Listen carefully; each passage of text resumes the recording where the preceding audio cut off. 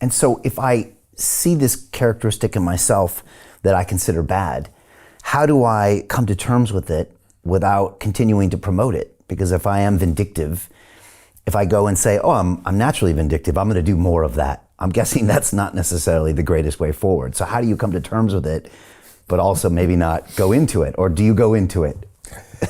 You know what I mean? I have all the traits. You support my values, I'm nice as a pussycat. You challenge my values, I can be mean as a tiger. Right. I can be very humble and I can be very arrogant. I've been both. If I look honestly and do a video recording of me with a drone looking over me for 24 hours a day for a 3-month period, I'll find them all. I'll find kind, cruel, nice, mean, etc. And even those labels are incomplete awarenesses. If somebody is nice to somebody and, quote, nice and generous, they could be making them dependent, obligated, less resourceful, less driven, and kind of feeling like they've got to go and compensate, and they lose their drive some cases. So you keep them in juvenile dependency by making it generous and quote, kind. And on the other side, so that very kind and generous is actually robbing them and basically stingy of them being able to be on their own and be capable of standing on their own 2 feet.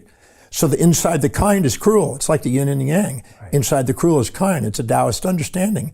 And the sometimes you're tough on them and you're mean and stingy. No, I won't take care of that. You have to figure it out yourself. They become resourceful and they become more precociously independent. They become more empowered. So is that mean nice or nice mean? So the polarities of judgments are actually inseparable. Our amygdala, which is our survival subcortical area of our brain, assigns valency, which is positive negative assignment labels to perceptions or events. And then we store that in hippocampus as episodic memories that we label to be positive or negative, prey or predator. And then we go around and we assume that those are true, but they're actually incomplete awarenesses. They're subjective biases that are distortions with false positives and false negatives. So we basically have this assumption about these things that are positive or negative, but there turns out that the very thing you think is a positive has downsides. Right. Anybody who's been out on a date with somebody then thinks, oh, this is amazing, I'm infatuated. Weeks later, they discover, ooh, it's not what I thought. Right. And the same thing over on the things you think are terrific. You get this new house, you think, oh, I'm so happy. And then 6 months to a year later, you go, friggin' house, it's costing me a fortune. It's taken up all my time. So you realize that there's an inseparability of these polarities. Heraclitus called it the unity of opposites. And Hegel called it the synthesis of the pairs of opposites. When we actually realize that there's neither, and that we had imposed on it a judgment because of the moral hypocrisies we've been indoctrinated, we've labeled it. We're holding ourselves back because anything that's polarized and valent occupies space and time in our mind and creates intrusive thoughts, and we have difficulty sleeping. Insomnia is a byproduct of the labels we project onto things that are incomplete as a reminder and a feedback to let us know we're judging and not loving our environment. There's a lot of people out there that can't sleep right now. And they're thinking, there's no way, Dr. John, that the reason I can't sleep is because I've got unresolved issues in my amygdala. But that's what it is. Because what happens is the amygdala, when it sees prey and it assigns positive without negative, and it now creates an impulse to seek and to consume, it has to create a false positive in order to accelerate the adrenaline to capture the prey. So when it does, it accelerates and dramatizes the emotion and subjectively biases the interpretation of the event or perception. And that causes an alertness in order to capture the prey and grab the prey so we don't starve. And the same thing with a predator. So if we see something, we'll see way more negatives than positives, and we'll have a false positive on the negatives and a false negative on the positives. We'll distort it. We'll get our adrenaline going so we can run and get away from the predator. So anything that supports our values or challenges our values represents prey and predator in our mind. And the more polarized it is, the more insomnic we become, because those intrusive thoughts are on alert so we don't starve and we don't get eaten. Peter Thiel took $500,000 and turned it into $1 billion using the exact same techniques we're using inside the investment club. He met a CEO, his name was Zuckerberg. He pitched him the deal and he said, okay, I'll give you $500,000. Mark went public and sold the shares to people like you. Well, what happened to Peter? Well, he exited and got a 2,300x return. The wealthy invest in early stage companies, folks. The public markets are for suckers. It's a rigged game. By the way, this happens in crypto as well. It's called pre-sale tokens. This is Solana. Does anybody know this chain? They sold pre-sale tokens for 4 cents. And you can see the date on there, April 5th, 2018. Look at Solana today, folks. That thing's up over 1,000x. The media and Wall Street and all these hype people get you to buy the top. Meanwhile, they put their clients in at the bottom and they use you for liquidity to make their clients rich. You can play this same game. You just have to have the financial education and the deal flow. That's it. And so it's a basic survival. There's only 2 forms of stress that people face in their life. The perception of loss of that which they seek, and the perception of gain of that which they try to avoid. The perception of starvation and being eaten to the brain. Right. So anything that supports or challenges values back inside the brain, in this subcortical area of the brain, is registered as prey and predator. And so we literally have these responses, and insomnia is a survival response to make sure that we don't miss out on food and get eaten. So insomnia is basically a feedback to let us know that we're highly polarized in our judgment. We're in an absolute state instead of a relative state. And we're not seeing both sides simultaneously. We're seeing one side without the other side, to which we're blind. And therefore, we're trying to avoid a predator and seek a prey, and so we're under alert. And so if you never try to resolve those things, if you never go back... They stay in your consciousness until they're resolved. And they're stored. Do they naturally get resolved in people's lives, or no?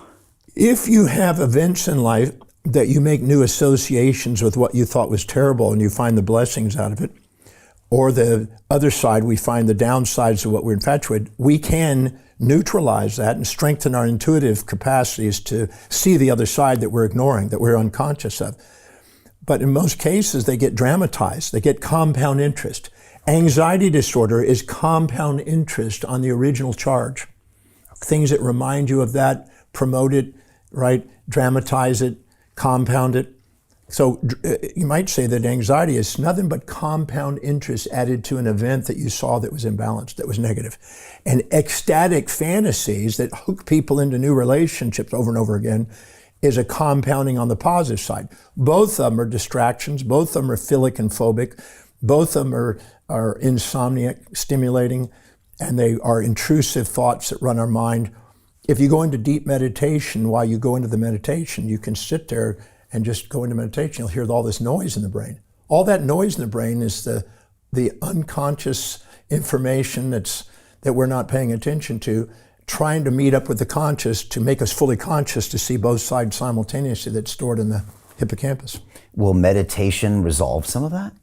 In some cases, meditation, if it's integrative and not escape, some people use meditation to escape an event and try to dissociate from it. And some people use meditation as an integrative force to actually integrate and look for the opposite and balance and integrate the brain. The medial prefrontal cortex, the ventral medial prefrontal cortex, is designed to integrate. It's designed to create an integration of pairs of opposites in the brain. The amygdala is designed to separate them, to make sure you get to avoid predator and seek prey. The executive center is designed to integrate them and bring them back to wholeness. Wilhelm Wundt, father of experimental psychology in 1897, showed very clearly that there's simultaneous contrast that activate the medial prefrontal cortex and sequential contrast.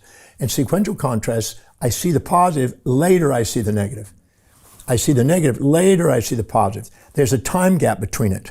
And that creates an arrow of time with memory and imagination, causes entropy and aging. And so our entropy and our aging process is nothing more than the accumulation of these subconsciously stored judgments that are intrusive, that are causing, in a sense, phobias and philias in our minds. And the second we see both sides simultaneously, we liberate ourselves from it. The intrusive thoughts are gone. We have restful sleep. We're present, and the executive center comes online, mitigates the risks of the negative side, calms down the fantasy, and allows us to have an objective state of mind where we're empowered. Right. Hey, I know investing in crypto is scary. It takes a real leap of faith because there are so many scams, rug pulls, and bad actors out there. It's a dangerous business, which is why 95% of people lose all their money. Well, that's why I created the London Real Investment Club. so you can access the hottest deals on the planet and use the crypto bull market to create the generational wealth that you deserve. Join my team of over 100 people from around the world that are making millions of dollars behind the scenes investing in blockchain, AI, Web3 games, DeFi, Bitcoin, and more. Don't miss out. Click the link below to book a call with one of my team now. But hurry, this bull market will end soon. I know investing in crypto can be scary. That's why you gotta join the investment club. Pull the trigger. Let's do this.